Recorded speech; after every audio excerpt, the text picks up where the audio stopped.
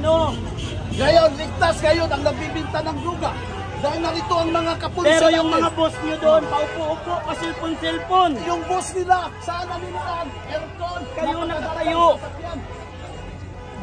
Doon kumakain na mga thousand na pagkain sa restaurant, mamahaling restaurant. Pero kayo nagtitiis kayo. Nagpupuyat kayo para protektahan ang mga magnanakaw ninyo mga amo.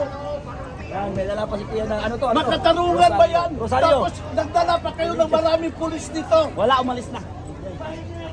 Nagpa-picture lang. Salamat. Dahil nakonsensya siguro. Nakakahiya to. Klaseng gobyerno na to. Dahil tunay tayong bayani, handa tayong ialay ang ating do kahit dumanak man. Kasi mas tatanggapin tayo sa langit. Kasi tayo ang totoong titindig sa transparency and accountability. Dahil hawak natin ang Diyos. Ano ba ang sabi sa Roman chapter 8 verse 41? Kung ang Diyos ay panig sa inyo, sino bang kinatatakutan ninyo? Mga kapatid, kahit patayin pa ako, napakasarap mambuhay sa langit. Dahil ang totoong tahanan ng tao, hindi itong mga pinamungkaran na makurakot na political sindikato. Dahil ang buhay sa Pilipinas, hindi pantay-pantay. Dahil sa Revelation chapter 12, verse 7, si Satanas na nakipaglaban sa Diyos, itinapon dito sa lupa. At siya ngayon ang nagpasimuno ng gulo. Ina-influensyahan niya ang mga sindikatong politiko upang magnakaw sa kaban ng bayan, upang pahirapan ang mga ordinaryo at mamahayang Pilipino. Sa akala ba ninyo, magpunta kami dito upang mag-alay ng panahon? Isang simple lang ang aming panawagan. Sa gobyerno ng aming armas, hindi tahas, rosaryo at ang salita ng Diyos. Sapagkat sabi sa Hebrews chapter 4 verse 12, ang salita ng Diyos ay higit pang mabisa at buhay kaysa anumang tabak na magkabilay tali. Ito'y tumatagos sa kasukasuan ng mga puso at pinag-iwalayan ng espiritu at ng mga utak sa buto. At ito'y tinatawag natin na ang salita ng Diyos ay isang tumutukaw ngayon sa ating mga puso. Alam ko ang pinakasandata na upang nagtagumpay ang ating Panginoong Kristo ay inaalay niya ang sarili sa sikapagin. Bakit siya inaalay? Upang tubusin tayong mga magkasalanan.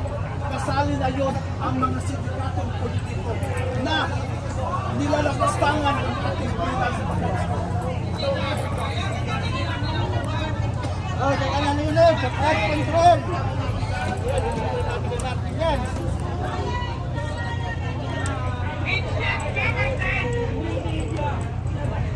Tingnan mo ang buhay ng mahirap. Natutulog lamang sa daan. Imagine nyo, samantalang sila, ano bang kinakain nila araw-araw?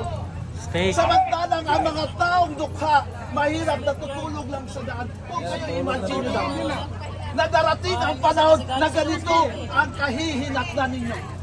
Nakikita nyo ba? Kung kayo sa ganitong kalagayan, masaya kayo. Samantalang yung sindikatong politiko na nagsasamantala ng pira ng kaban ng bayan ay nasa tinatawag natin marangyang buhay. Kumakain ng mga masarap na pagkain. Namumuhay sa malalamig na lugar.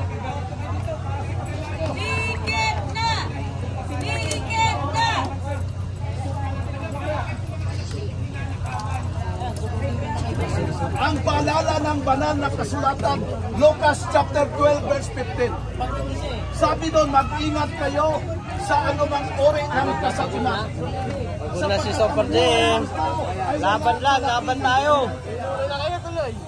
Lalaban tayo para sa korupsyon. Dahil ng salapi, ang kanyang buhay ay nasa yan si Idol Super Jim.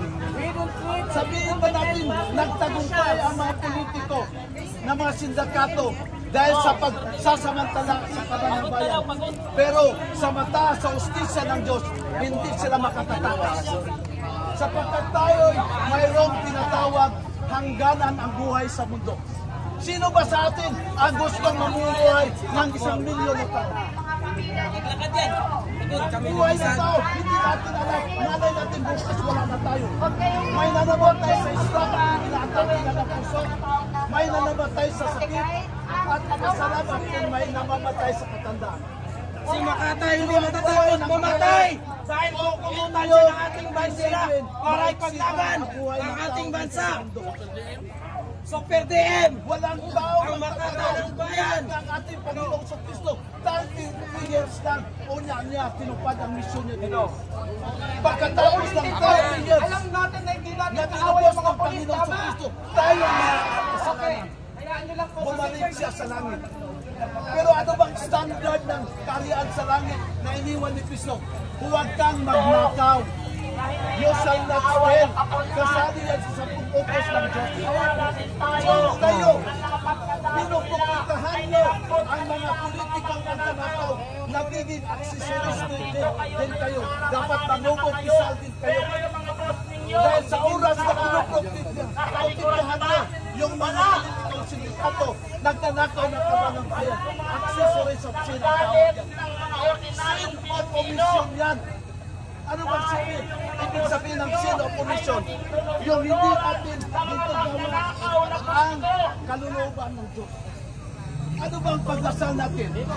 Na tinuro ng atas ng Amahan namin, sumasalangit ka. Sabahin ang ngalan mo. Masusunod ang kalooban mo dito sa langit para ng sa lupa. Sinong masusunod? Ang kalooban ng Diyos. Pero ngayon, sino nasusunod kalooban nito? Hindi ang kalooban ng tao. Dahil sa sakim at galit sa kapangyarihan, inaapi ang ating pondo ng bayan. Kaya sa tingin nyo, pupunta ba kami dito? Kung walang dahilan, tanungin nyo ang inyong mga sarili. Kayo, biktima din kayo. Dahil wala kayong magagawa. Dahil may mga pamilya dito yung dapat buhayin. Naintindihan namin.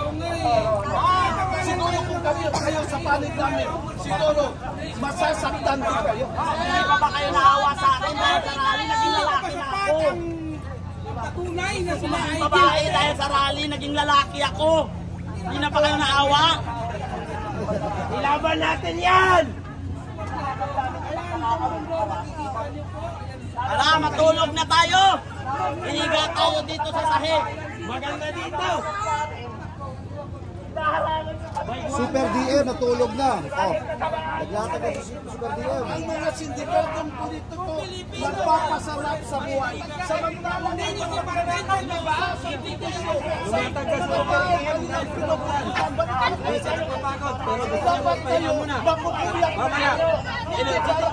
I-charge yan! Mamaya, tignan nyo. Babanat na yung Makata ng bayan. Makata!